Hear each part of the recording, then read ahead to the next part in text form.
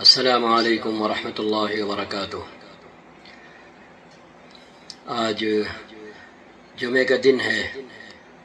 اور جمعے کے منبر سے خطیب نے امداد باہمی، آپسی تعاون اور ایک دوسرے کی خبرگیری اور فکر کرنے کے حوالے سے خطبہ دیا۔ اس خطبے میں خطیب نے قرآن کی ایک بہت اہم آیت پڑھی، اَهُمْ يَقْسِمُونَ رَحْمَةَ رَبِّكَ نَحْنُ قَسَمْنَا بَيْنَهُمْ مَعِيشَتَهُمْ فِي الْحَيَاةِ الدُّنْيَا وَرَفَعْنَا بَعْضَهُمْ فَوْقَ بَعْضٍ دَرَجَاتٍ لِيَتَّخِذَ بَعْضُهُمْ بَعْضًا سُخْرِيًّا وَرَحْمَةُ رَبِّكَ خَيْرٌ مِّمَّا يَجْمَعُونَ۔ کیا آپ کے رب کی رحمت یہ لوگ تقسیم کرتے ہیں؟ دنیا کی زندگی میں ان کے گزر بسر کے ذرائع تو ہم نے ان کے درمیان تقسیم کیے ہیں،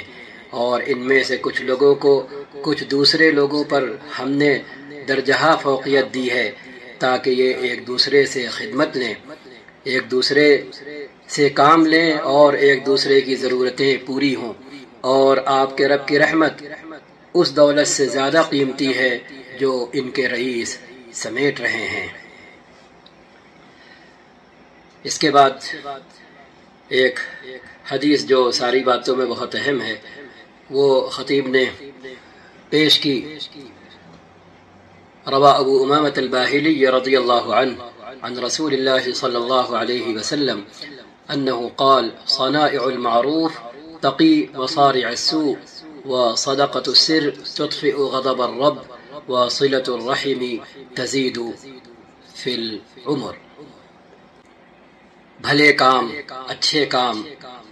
انسانوں کے نفع کے کام، انسانوں کو فائدہ اور نفع پہنچانے والے کام برے انجام سے بچاتے ہیں، اور چپکے کا صدقہ، کسی کو بتائے بنا چپکے کا صدقہ رب کے غضب کو بجھاتا ہے، اور صلہ رحمی عمر بڑھاتی ہے۔ یہ حضرت ابو امامہ باہلی رضی اللہ تعالی عنہ سے روایت کردہ حدیث کا ترجمہ ہے۔ ایک اور روایت میں نبی کریم صلی اللہ علیہ وسلم نے اس طرح فرمایا، صنائع المعروف تقی مصارع السوء والآفات والہلکات وأہل المعروف فی الدنیا ہم اہل المعروف فی الآخرہ۔ بھلائی کے کام، اچھائی کے کام، بھلے کام، انسانوں کے اور لوگوں کے نفع کے کام برے انجام سے بچاتے ہیں، مصارع السوء، برے انجام سے بچاتے ہیں، آفتوں سے، مصیبتوں سے، ہلاکتوں سے، تباہی سے، بربادی سے بچاتے ہیں، اور دنیا کے اندر بھلائی کے کام کرنے والے یہی اصلاً آخرت میں بھی بھلائی کے کام کرنے والے شمار ہوں گے۔ یہ روایت بھی پڑھی امام نے،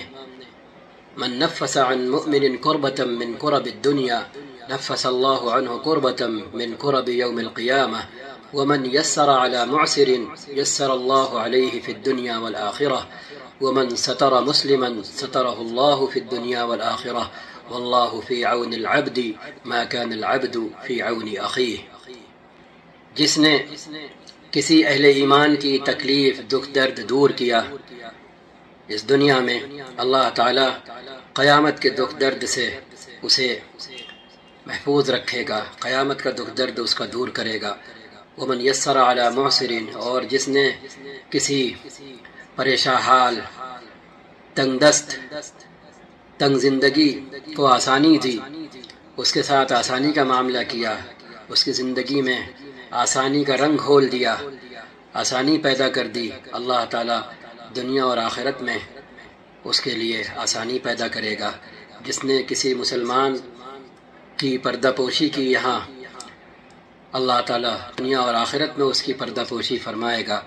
اور اللہ تعالیٰ اپنے بندے کی مدد تب تک کرتا رہتا ہے جب تک بندہ اپنے بھائی کی مدد کرتا رہتا ہے۔ تو یہ خلاصہ ہے اس خطبے کا، جس کا نچوڑ یہ نکلتا ہے کہ ہماری دینداری کا، ہمارے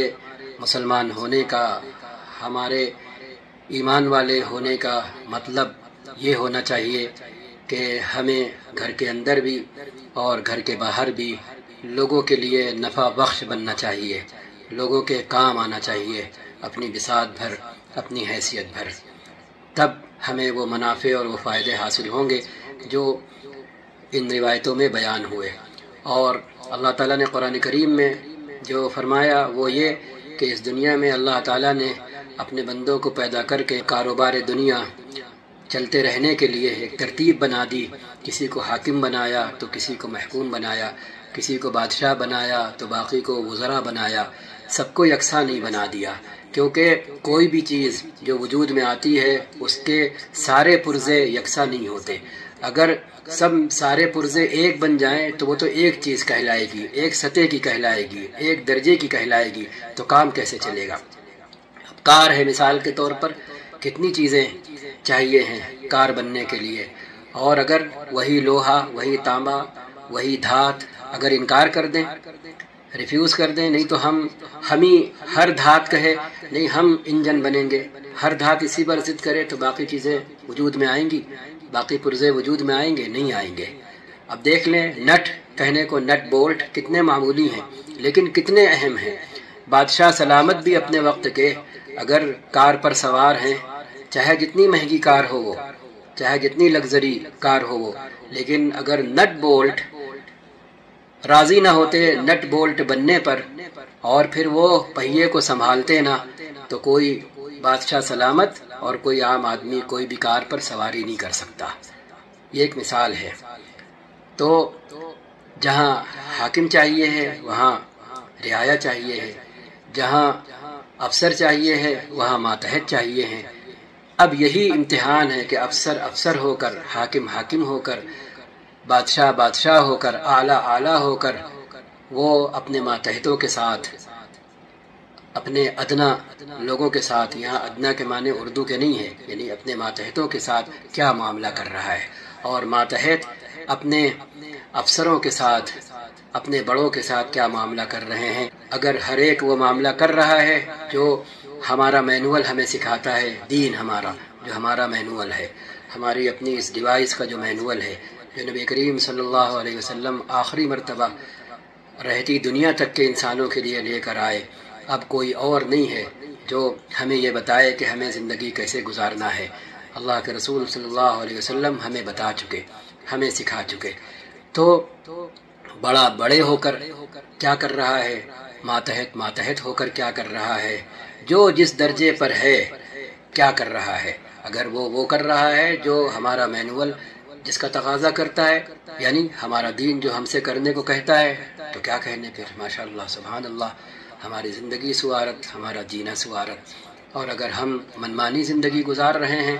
دین کی شکلیں بھی وہی اپنائے ہوئے ہیں جو ہمیں اچھی لگتی ہیں، بھلے اس سے زیادہ ضروری شکلیں سامنے ہوں ہماری نگاہ کے، لیکن ہم نظریں چرا جاتے یا دیکھتے ہی نہیں ان کو، کیونکہ ان کی دلچسپی ہمارے اندر نہیں ہے، ہمیں ان سے دلچسپی نہیں ہے۔ تو پھر یہ منمانی دینداری ہے، منمانا دین ہے اور منمانی زندگی ہے، جس کا ہمیں آپ کو سب کو حساب دینا ہوگا۔ اللہ تعالی ہمیں دائیں بائیں آگے پیچھے اپنی حیثیت کے مطابق فکر کرنے والا اور لوگوں کا خیال کرنے والا بنائے، چپکے سے بھی خیال کرنے والا بنائے اور کھلم کھلا بھی خیال کرنے والا بنائے، تاکہ ہمیں دیکھ کر دوسرے لوگ بھی کرنے والے بنے۔ ہاں، ہر مرتبہ یہی نہیں ہے کہ بس خاموشی سے کسی کو پتہ ہی نہ چلے، اصل یہ ہے کہ دل ہم اپنا ٹھیک کریں، دل کے اندر ریاکاری نہ ہو، دکھاوا نہ ہو، ہاں فخر نہ ہو، بس اس کے بعد ہم اگر اس لیے کر رہے ہیں کہ چار ہمیں دیکھ کر اور بھی کرنا شروع کریں تو پھر کیا کہنے۔ تو بعض مرتبہ چھپا کر مدد کرنا مطلوب ہوتا ہے، بعض مرتبہ دکھا کر مدد کرنا مطلوب ہوتا ہے۔ بس اللہ تعالی ہمیں اس کی توفیق دے۔ والسلام علیکم ورحمۃ اللہ وبرکاتہ۔